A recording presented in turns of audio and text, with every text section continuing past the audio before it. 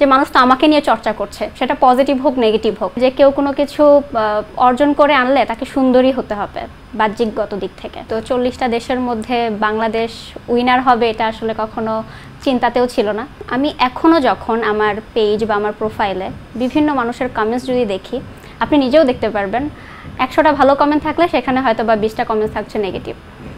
So বাংলাদেশের মানুষ কেন যেন মানে অ্যাপ্রিসিয়েট করতে পারে না, তারা কেন যেন মনে করে যে কেউ কোনো কিছু অর্জন করে আনলে তাকে সুন্দরী হতে হবে বাহ্যিকগত দিক থেকে। তো সেই জায়গা থেকে অনেকেই অনেকভাবে আমাকে প্রশ্নবিদ্ধ করেন।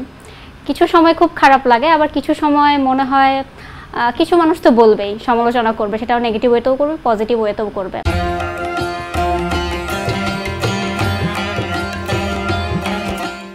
তো এই বিষয়গুলো থেকে আমার মনে হয় যে কোনো মানুষ, আমরা কখনো কোনো দিক থেকে পারফেক্ট না।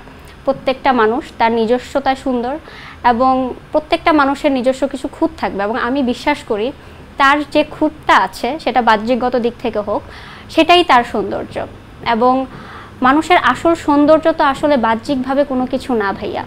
তো সেই জায়গা থেকে আমার মনে হয় যে সেই ব্যক্তি যদি নিজের ব্যক্তিত্বে আত্মবিশ্বাসী হয়, নিজেকে নিয়ে নিজে কনফিডেন্ট পায়, তো সেইখানে আসলে কে কি বললো আমার মনে হয় যাই আসে না, যেটা আমি বিশ্বাস করি। তো আমিও পজিটিভ শুনি, নেগেটিভ শুনি, অনেক কিছু শুনছি। তো শোনার মধ্যে থেকেও না ভালো লাগা কাজ করে এখন, যে মানুষ তো আমাকে নিয়ে চর্চা করছে, সেটা পজিটিভ হোক নেগেটিভ হোক। নেগেটিভটা আমি গ্রহণ করছি, পজিটিভটাও গ্রহণ করছি। নেগেটিভটা থেকে আমি ট্রাই করছি যে এইভাবে আমার নিজেকে চেঞ্জ করতে হবে, এবং পজিটিভগুলো থেকে আমি আরও আত্মবিশ্বাসটা আরও আমার গ্রো করছে। তো সবাইকে আমি এটাই বলবো যে আসলে আপনাকে নিয়ে চর্চা হবেই, আপনার ভালো বিষয়ও কেউ দেখবে, কেউ হয়তো বা আরেকভাবে আপনার নেগেটিভ বিষয়গুলোও দেখবে। তো এই বিষয়গুলো নিয়ে আসলে কখনো হীনমন্যতায় ভোগা একদমই দরকার নেই। নিজেকে নিয়ে নিজে কনফিডেন্ট থাকেন, নিজের গোল যেটা সেইটা নিয়ে রিসার্চ করান।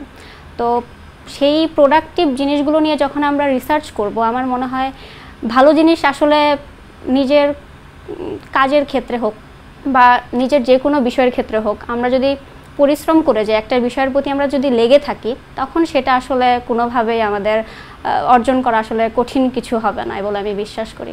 তো 40টা দেশের মধ্যে বাংলাদেশ উইনার হবে এটা আসলে কখনো চিন্তাতেও ছিল না। তো আমরা যখন কোনো একটা কম্পিটিশনে যাই, আসলে আমাদের গোল থাকে আমরা ওই জায়গা থেকে কি অর্জন করতে পারি বা আমরা ওইখান থেকে কি শিখব। তো ওই রকম চিন্তাভাবনা থেকেই আসলে জয়েন হওয়া। কারণ আমি খুব ভীতু টাইপের একটা পার্সন ছিলাম। আমার কাছে মনে হতো আমি 10 জন মানুষের সামনে কথা বললে আমার হাত পা কাঁপতো। তো সেই জায়গা থেকে আমার যখন মনে হয়েছে যে নিজেকে একজন ফিউচার লিডার হিসেবে যখন আমি দেখতে চাইবো, তো অবশ্যই আমাকে এই ভয়টা থেকে নিজেকে উতরে উঠতে হবে। সেই জায়গা থেকে আমার মনে হয়েছে এই কম্পিটিশনগুলোতে অংশগ্রহণ করলে আসলে নিজের ভয়টা দূর হয় এবং কনফিডেন্স যে লেভেলটা সেটা গ্রো করে।